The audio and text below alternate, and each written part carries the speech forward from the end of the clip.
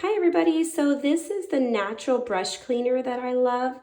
It is amazing. I just want to show you how your brushes should look. Now you can see it's very clean.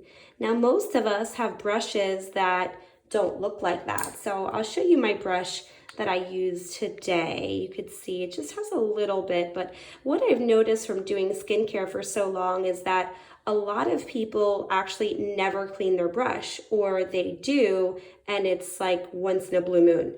So it's really important that you do clean your brush just to make sure that you are preventing yourself from spreading bacteria.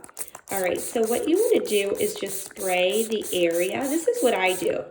And then after I do that, then I take my brush and I just go like this. And then I move it all around, and then you should see everything that you don't want on your skin actually on your towel.